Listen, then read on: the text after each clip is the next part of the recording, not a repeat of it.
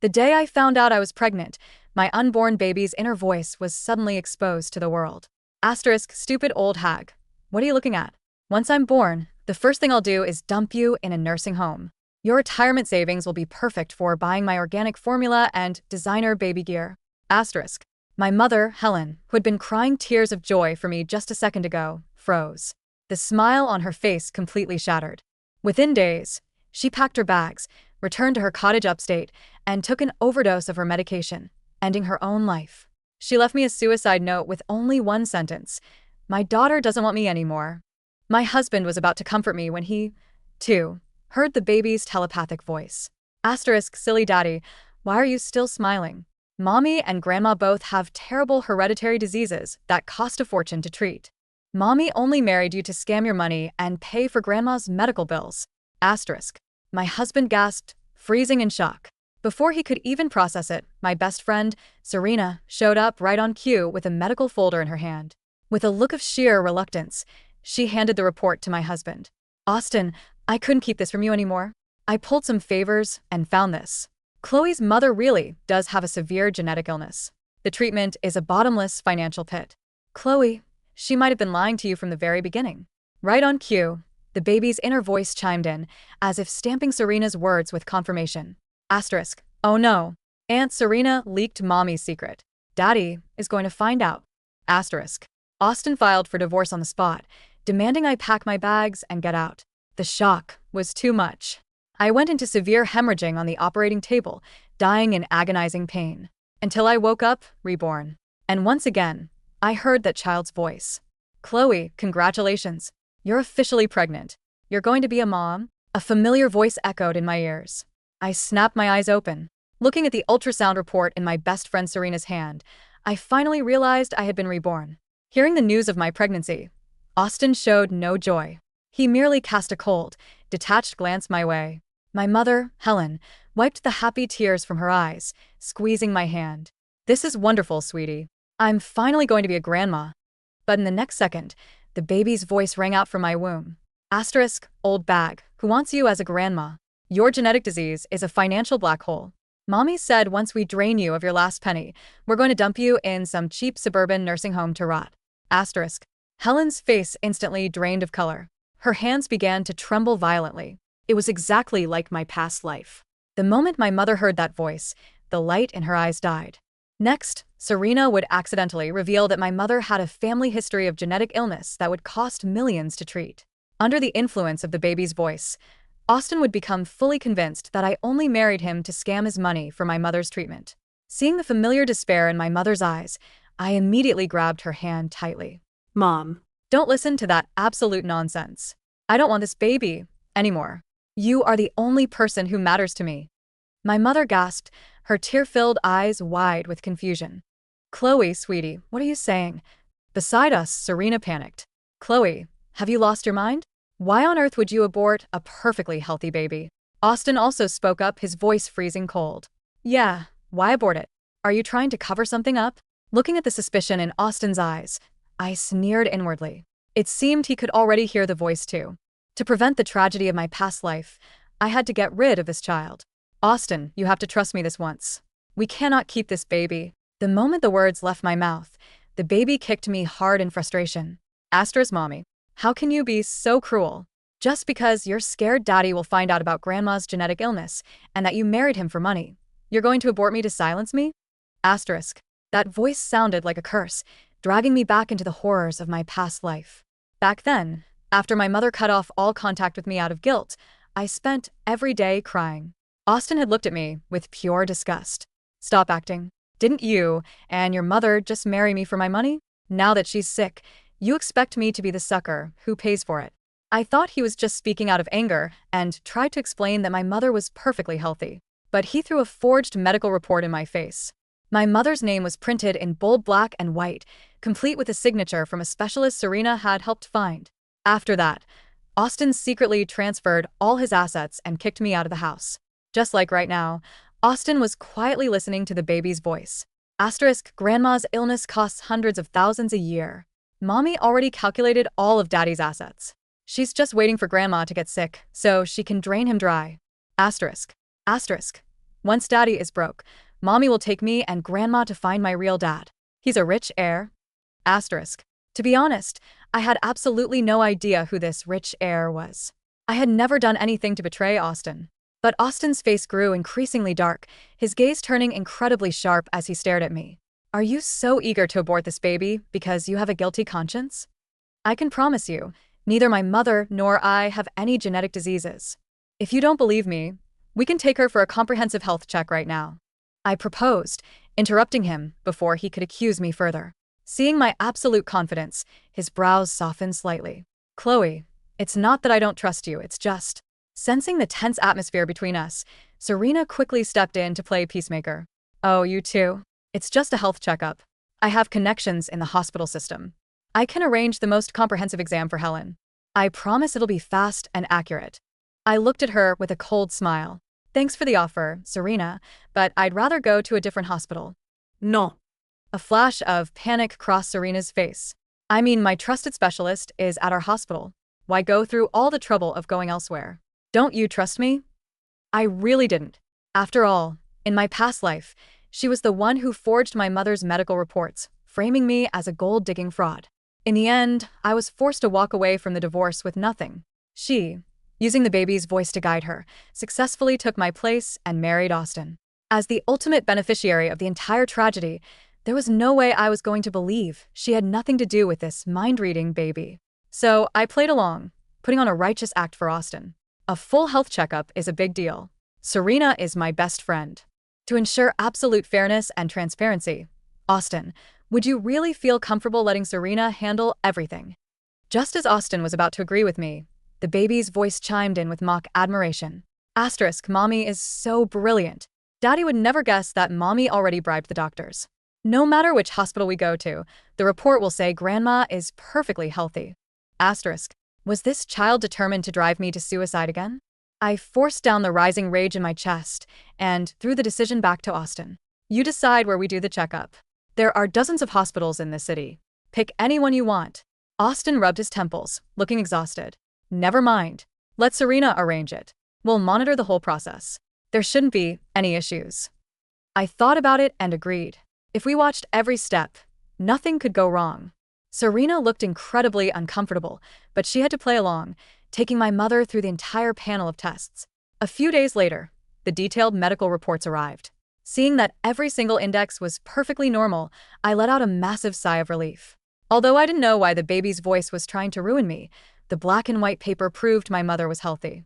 That was an undeniable fact. Serena forced a relieved smile. See? Helen is perfectly healthy.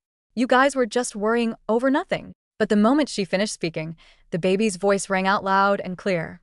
Asterisk, mommy is so incredibly charming. She actually got Aunt Serena to throw away her professional ethics just to forge this fake medical report. Asterisk. Austin snapped. He grabbed Serena's arm in a vice grip.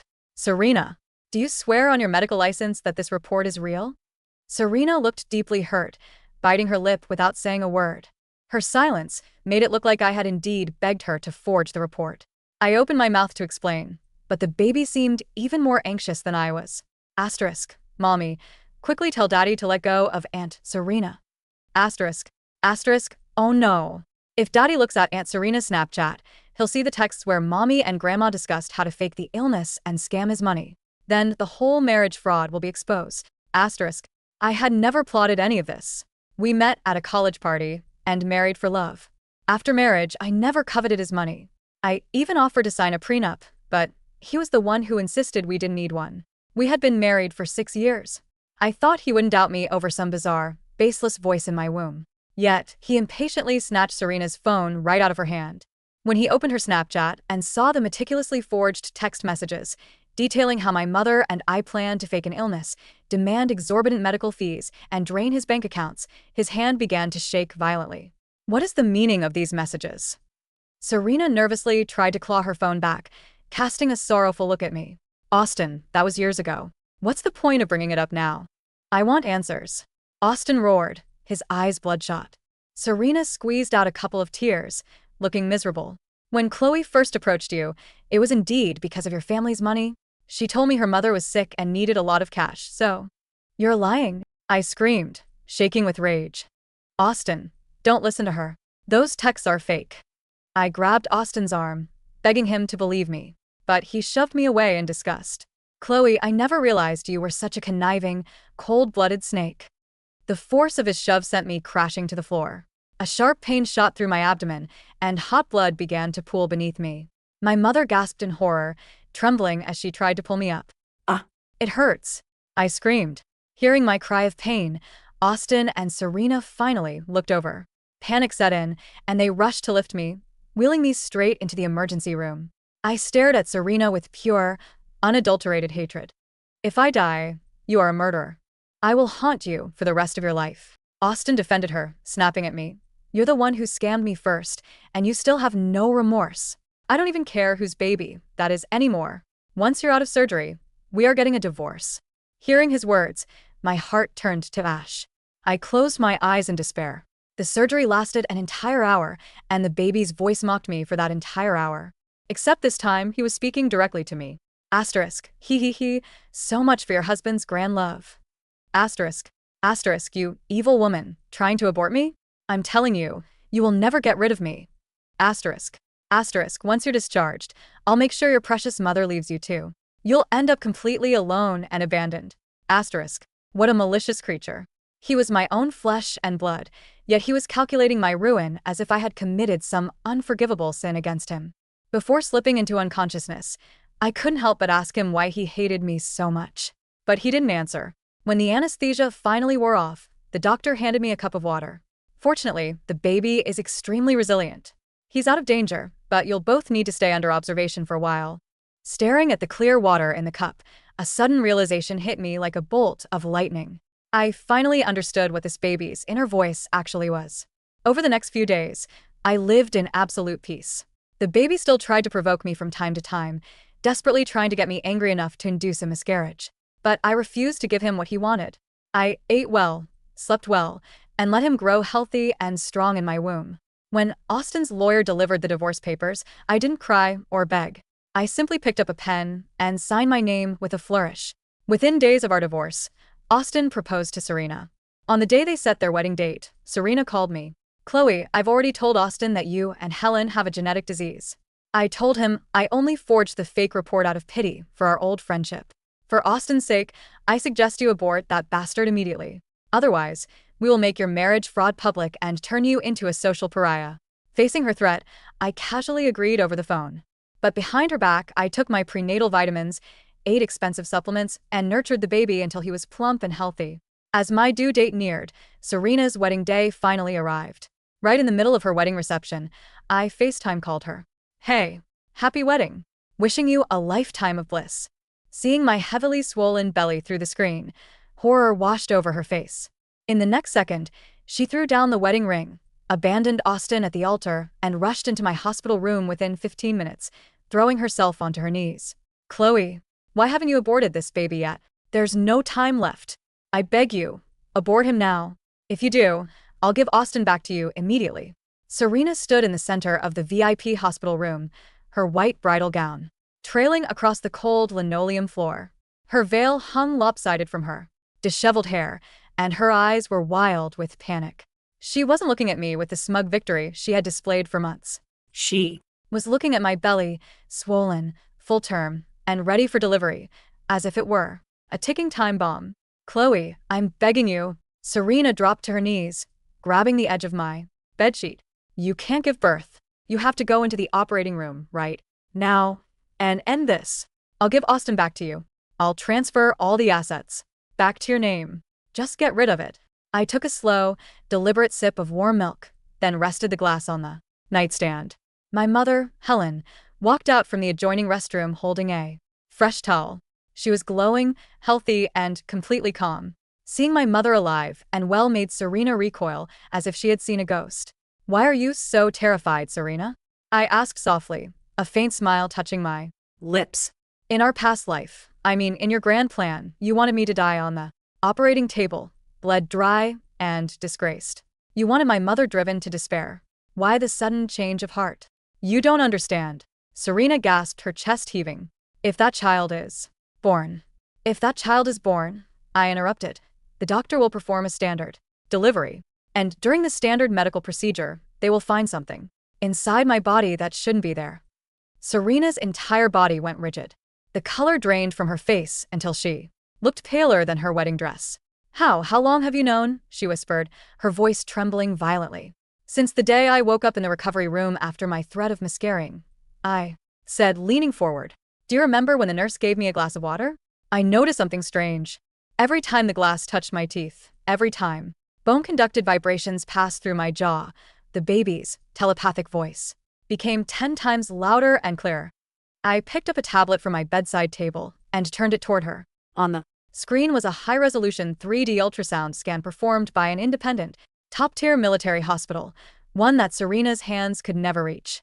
Circled in bright red, nestled right near the outer layer of my cervical wall, was a microscopic, biocompatible bone conduction audio receiver.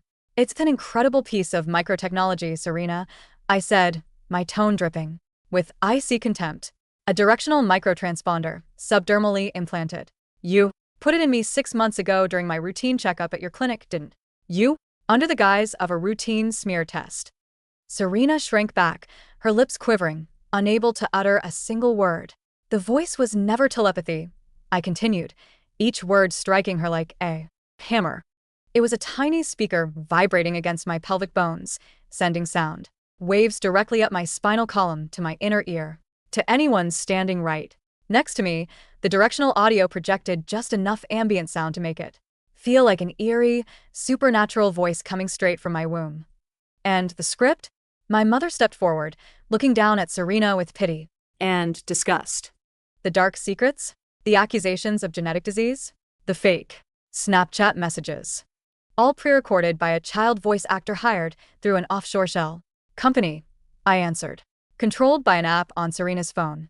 Every time she pretended to be shocked or comforting me, she was tapping buttons on her screen, triggering the exact lines designed to shatter my marriage and drive my mother to suicide. Serena's eyes darted frantically toward the door. She opened her mouth to scream, to make an excuse, but before she could speak, the hospital door was violently kicked open. Austin stood in the doorway. He was still wearing his groom's tuxedo, but his tie was torn off, and his face was twisted in a mixture of confusion, rage, and sudden, horrific realization. He had followed Serena straight from the wedding venue after she fled the altar. He had heard every single word. "Serena?" Austin's voice sounded raspy, as if his throat had been scraped with sandpaper. He walked into the room with unsteady steps, staring at the ultrasound image on the tablet screen. What did she just say?" "Austin, don't listen to her." Serena scrambled toward him, catching the hem of his trousers. "She's lying. She forged that scan. She's trying to ruin us." "Forged it?" I chuckled coldly. I reached under my pillow and pulled out a small electronic signal analyzer. I flipped the switch. Instantly, a soft, digitized child's voice blared from a small speaker in the corner of the room, the exact same voice that had haunted our lives. "Silly daddy. Mommy is trying to fool you again. Quickly hit her. Kick her out." I pressed a button on the signal analyzer, jamming the frequency. The voice instantly squeaked, distorted, and died out into static. "I had a signal jammer installed in this room 3 days ago," I told Austin, neutrally. "The moment the signal is blocked, your miracle baby goes completely mute." Serena carried the master controller in her purse or synced it through her phone's Bluetooth. "Isn't that right, Serena?" Austin looked at the jammer, then down at Serena's phone, which had tumbled out of her bridal clutch onto the floor. The screen was still illuminated, displaying a custom audio trigger software with labeled buttons. Accuse grandma, mention genetic disease, fake Snapchat leak. The silence in the room was deafening. Austin looked at the phone. Then he looked at my calm, composed face. Finally, he looked at my mother, who stood healthy, elegant, and entirely devoid of any terminal genetic illness. The horrifying truth hit him like a physical blow. He had abandoned his wife of 6 years. He had nearly driven his mother-in-law to death. He had publicly humiliated me, stripped me of my dignity, forced me to sign divorce papers, and rushed into the arms of the woman who orchestrated it. All because he was stupid enough to believe his unborn child was speaking telepathically. You monster," Austin roared, grabbing Serena by her collar and throwing her against the wall. "You tricked me. You made me destroy my own family. Austin, no. Listen to me." Serena sobbed, clutching her bruised shoulder. I Did it because I loved you. Chloe didn't appreciate you. Her family is nothing compared to what I can give you. Loved me. Austin barked out a hysterical laugh, tears of sheer regret streaming down his face. He turned toward me, falling to his knees beside my bed, grabbing at my hands. Chloe, Chloe, my love. I was blind. I was out of my mind. She hypnotized me with this sick technology. Please, Chloe, forgive me. We can start over. I'll cancel the divorce annulment. I'll give you everything. I pulled my hand away as if touching toxic waste. Start over? I looked at him with absolute indifference. Austin, technology didn't ruin our marriage. Your lack of trust did. The moment a bizarre voice whispered in your ear, you didn't choose to protect your wife. You didn't choose to conduct a rational investigation. You instantly chose to believe the worst of me because deep down you were paranoid, selfish, and easily swayed. Chloe, do you know why I didn't abort this baby? I whispered, leaning in close so only he could hear. Because I wanted him to be born healthy. I wanted him to grow up and know that his mother survived the darkest evil, while his biological father was the biggest fool on earth. Right on cue, my lower abdomen tightened sharply. A sudden contraction washed over me. Mom, I said calmly, ignoring Austin completely. Call Dr. Vance. It's time. The next 6 hours were a blur of sterile lights, surgical instruments, and the steady beep of heart monitors. Unlike my past life, where I bled out on a cold operating table while surrounded by Serena's bribed medical staff, this time I was under the care of the chief of obstetrics at the city's top state hospital. My mother sat outside, flanked by 2 uniformed police officers I had hired as private security to ensure no one interfered with the procedure. At 4:15 p.m., the sharp, healthy cry of a newborn baby echoed through the delivery room. It's a healthy baby boy, Dr. Vance announced, smiling as she presented the clean, pink infant to me. 7 pounds, 8 ounces. Perfect vital signs. And the foreign object, doctor? I asked weakly. Dr. Vance held up a small, sterile tray. On it lay a metallic object no larger than a grain of rice, freshly extracted from the superficial tissue near the birth canal during the delivery. Extremely sophisticated microtechnology, Dr. Vance remarked grimly. It was planted with precise surgical intent to cause localized resonance without triggering major immune rejection. It's a direct piece of evidence for criminal assault and illegal medical experimentation. Outside the delivery room, justice was already served. Serena was intercepted by police officers right in the hospital lobby as she tried to flee with her passport and stolen funds. The evidence, the microtransponder extracted from my body, the custom transmitter app on her phone, and the financial records showing her payments to the offshore sound engineer was irrefutable. As she was led away in handcuffs, screaming hysterically in her ruined wedding dress, local news reporters captured every single frame. The story of the telepathic baby hoax exploded across the internet overnight. Serena's medical license was permanently revoked. She was charged with aggravated assault, illegal medical malpractice, forgery, and grand extortion.